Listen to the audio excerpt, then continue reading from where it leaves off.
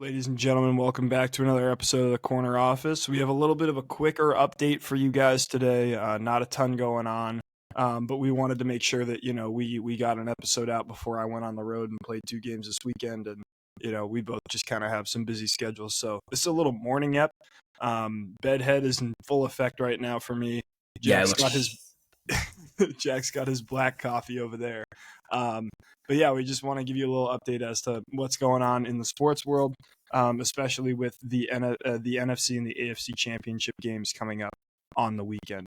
First and foremost, I think we just got to shout out Ohio State football. Congratulations on finally getting over the hump. They defeat Notre Dame in the college football playoff national championship game. A game that they had on lock for about 3 out of 4 quarters and then started to choke in the end. And somehow pulled it out. But Will Howard, Ryan Day, all those guys over there, congratulations. They got over the hump against, I think, everybody rooting for Notre Dame. But, dude, I think I might be like the worst luck for any team in the entire league. We were watching the game the other day, and obviously I wanted Notre Dame to win. And every second that I watched Notre Dame, they were just like, we're not going to win. like a Pop Warner football team. And then every second that I wasn't watching that game, I was like, they like started to score points and stop Ohio State. And then watching the Commanders Lions game the other day in the first quarter, I texted my buddy and I was like, this might be a super long game. And then Jared Goff fumbled the football and the Commanders ended up stomping on them. So I'm starting to think that it's me, Alex. I'm really starting to think that it's me. It might be you. It might be you. And, that we'll talk about that come NBA playoff time, about you maybe potentially sitting in a different room and watching the game. But, it's a cool experience to see, some of these guys get over the hump. And, Ryan Day was a guy who I think was kind of on the hot seat this year, despite the fact that they've been in the playoff for the past 3 years. And finally, he gets it done.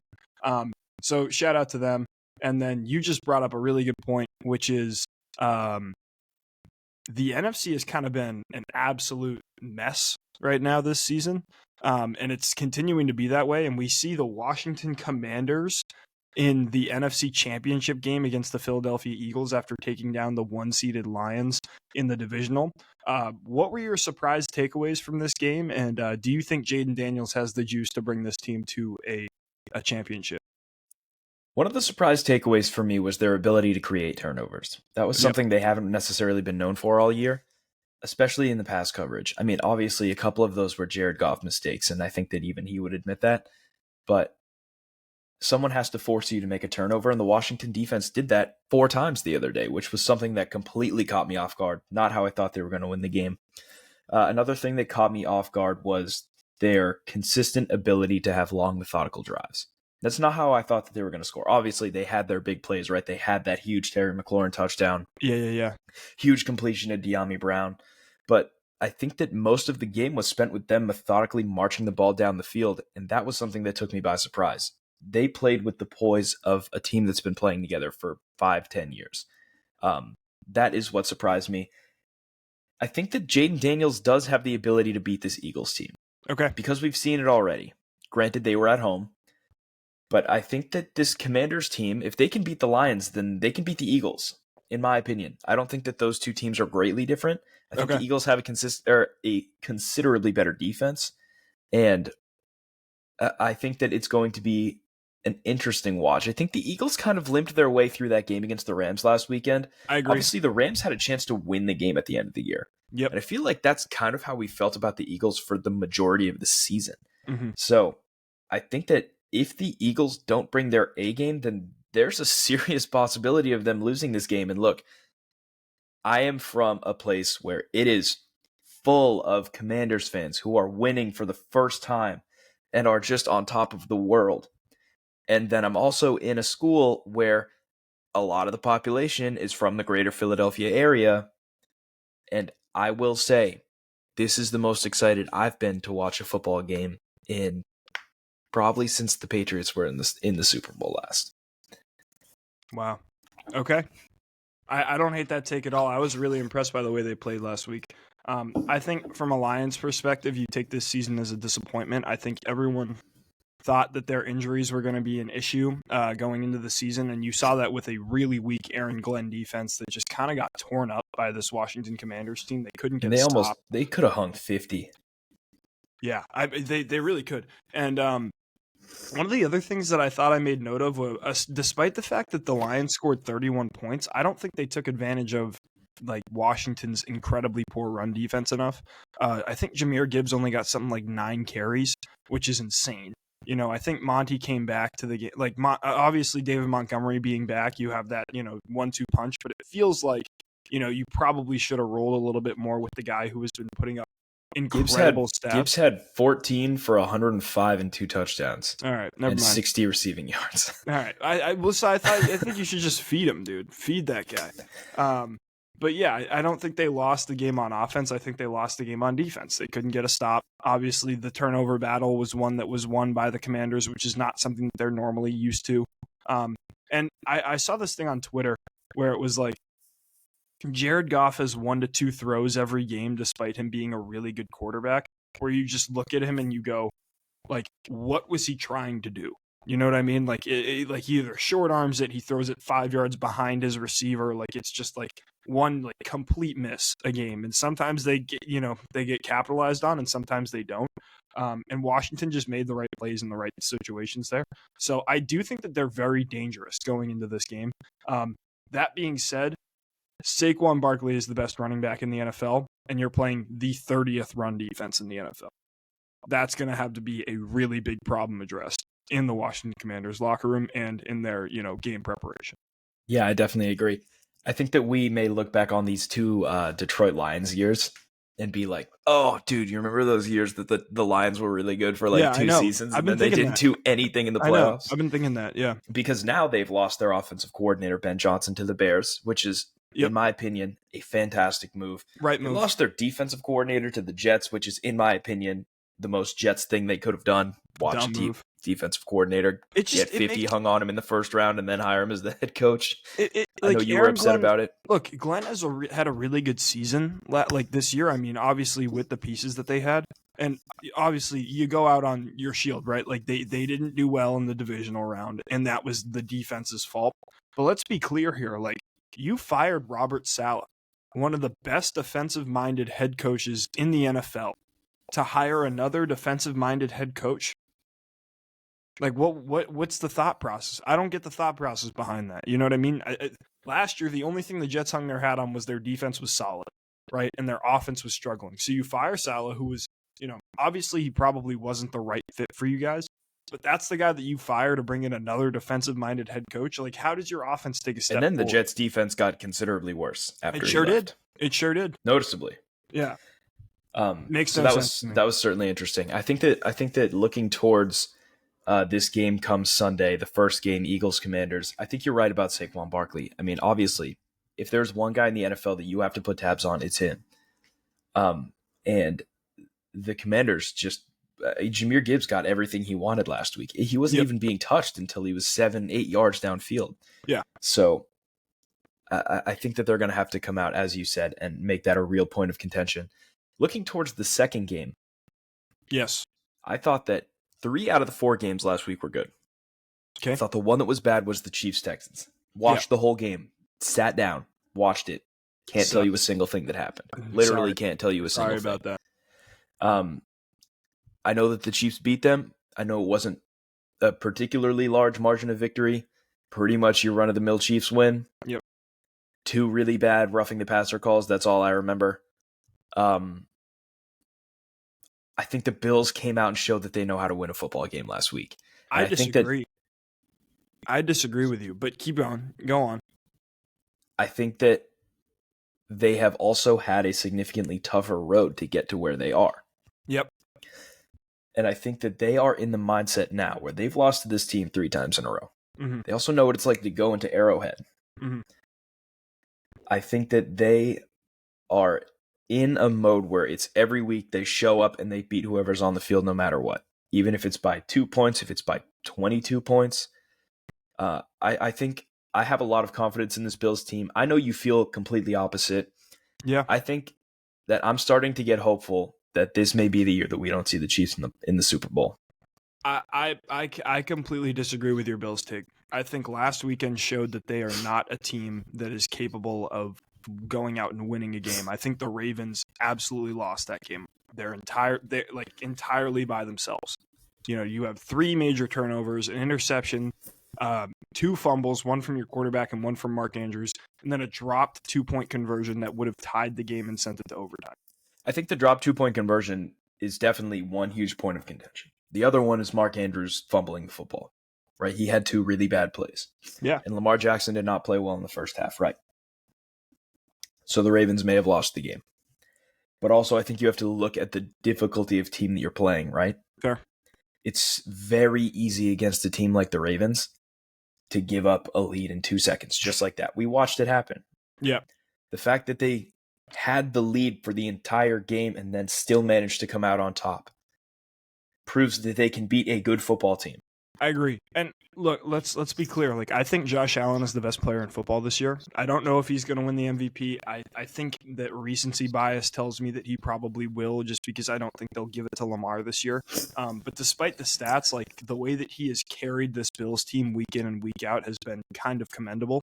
And I think that they are primed to beat this Chiefs team, aside from the fact that you never know what Bills team you're going to get showing up on Sunday. I simply don't have any faith in what type of team we're going to see. You know what I mean? Because there are weeks where they look like the best team in the NFL, and then they play a team like the Chiefs, like the Ravens, like the Bengals, somebody, right? And they give up 30 points and they can't score, and it's an ugly game of football. You know what I mean? So it really comes down to what version of the Bills team we're going to see. They have a better team than the Chiefs do. I think top to bottom, their roster is more successful. I would completely disagree with that. Okay. Both defensively and offensively, I would disagree with that. I think the Bills have Josh Allen. They have the best player in football. Yeah. And I think that the Bills' offense is either a run game, as they were last week against this Ravens team, or they let Josh Allen go button mash. And I think that if it's a Josh Allen button mash game, it could be serious trouble for the Chiefs. They're built on defense. They're built on not letting you pound the rock, right? So if they can't get guys like James Cook involved and Josh Allen starts passing to his tight ends, maybe takes a shot downfield, I think that's their key to winning this game. Okay. All right. I don't necessarily disagree. I think the Chiefs win, and I think that they beat whoever comes out of the NFC. I think the Commanders beat the Eagles, and I think that the Bills beat the Chiefs, and that is completely because that's the 2 teams that I want to win. And if that's the Super Bowl, I think everyone is happy with it. And if that's not the Super Bowl, I think everybody hates it. Yep. But yeah, we'll see. We'll see there. So those are your official picks. You got me going chalk. I'm going Chiefs, Eagles in the Super Bowl, and Jack going the opposite way. He's got Bills, Commanders in the Super Bowl. We'll see if either of those situations play out. Real quick, let's talk about some of the coaching hires. Yeah. I got to be out of here in a couple minutes, so let's just run through these fairly quickly. Okay. The Patriots went and hired Mike Vrabel. Mikey V. Welcome to New England, Myro. That's your motto, Mikey V. And Josh McDaniels is back. Josh McDaniels, welcome back to Boston. God, I hate that hire. I like the Vrabel hire. I like the Vrabel hire, but the McDaniels hire feels like a cop-out. I think that Vrabel's a good locker. I mean, we've had this segment multiple times. If you haven't listened, go back and listen. I think that Vrabel's the right hire. Yeah. I don't really know why we brought in Josh McDaniels. He's never worked with a quarterback like Drake May before. Yeah, who cares? Like, he's a guy that the front office knows, right? Like, he's been in the building. He's had success here with Tom Brady, right? So how much of that success? He's also had like some of the most embarrassing coaching moments in the history of football without Tom Brady. Correct. Which is why I'm a little wary about this hire. I also thought that Alex Van Pelt did a perfectly fine job last year. But that's neither here nor there. Yep, I wouldn't disagree. I think the Vrabel hire was the one that they should have made a year ago if you're the Patriots and you were going to fire Gerard Mayo at this point. So having him back, in the building is something that I think everyone was kind of expecting. Come hiring season, I wish you gave Ben Johnson more of a look. and some other stuff. Who, I mean, that's another big signing. We kind of mentioned it. He goes to the Bears. He has a high-powered offense there. I'm so excited to watch that. I know Yeah. that this year I bought in on the Bears super heavily, right? And we talked about Mhm. that a lot, and exactly how wrong I was. And I lost fantasy football because of it. Yeah. I can't sit here right now and tell you that I won't do it again next year. I can't do it. I'm probably gonna do it. I'm probably gonna do it. I know me, and I know that I'm gonna do that. All right, I'm gonna do it. I'm gonna That's draft DJ Moore in the first round. Okay, I wouldn't do that. He's gonna be throwing, Roma Dunze is gonna be throwing touchdown passes next year, though. But yeah, so that's an interesting hire. But yeah, I think Rabel was kind of the guy everyone was expecting, defensive-minded head coach. So we'll see how that plays out with this team. And obviously, he's had some established coaching stuff. Jack has been a little bit more, standoffish, I think, about the Rabel hire, just because you were like, oh my, like he had Derrick Henry in Tennessee, like that's why he was successful, not more so his like schemes and concepts.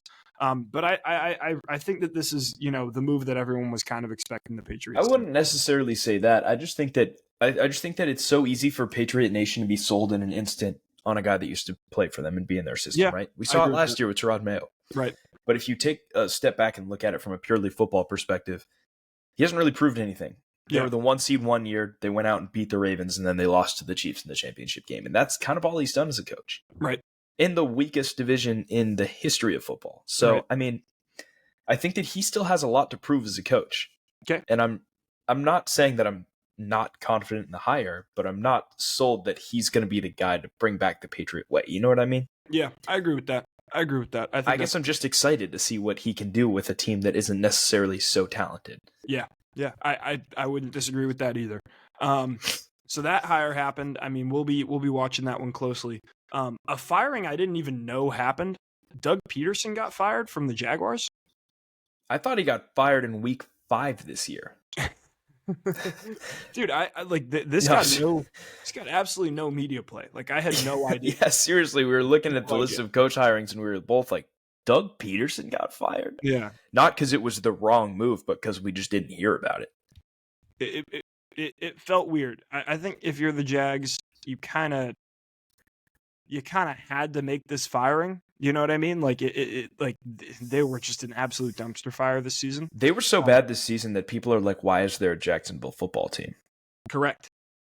Which isn't like a new conversation, but it's just one we haven't heard in a couple years. And it's also interesting that you fire the guy that won your first playoff game in however long, since Blake Bortles was around as your quarterback, I guess. But it's like 5 years. Yeah, it doesn't really matter that much. Comeback win against the Chargers and Brandon Staley, who they were so bad this year, he had to go. Yeah, he had to go. Doug Peterson in general is just not that good of a football coach. Who did they hire? They hired Liam Cohn. Yeah. Sick. Don't know much about him, to be honest. He was the offensive coordinator for the Bucks. Okay. And that's about all I know. He just looks like every insurance dude. He looks like he sure does. Went to Oklahoma. Yeah, doesn't really love his wife that much. He's like an uglier version of Cliff Kingsbury. He literally is ugly Cliff Kingsbury. I was just gonna say that. But yeah, so they hire him, and I don't know. We'll see what happens there. I guess like that. At the end of the day, it's the Jaguars, so who cares? Feels like they have no direction right now, aside from Brian Thomas, who's awesome, and Trevor Lawrence, who could be good, could be bad. Is definitely one of the worst contracts in NFL history. Correct, but Mac Jones ball is also really fun. So, and by fun, it's like gouging your eyes out with forks. Fun, It's not like it's the sort of screaming in pain kind of fun. It's like the fun where if it was your team, you would hate watching your football team for roughly 2.5 years. Yeah. But it's they're the fun of it, as they say. We gotta go. Yeah, we do have to go. Ladies and gentlemen, as always, thank you so much for listening. We'll be back next week to kind of break down these games. But until then, this has been The Corner Office, and I'm Jack Burn. And I'm Alex Benders. Skidoosh. Boom.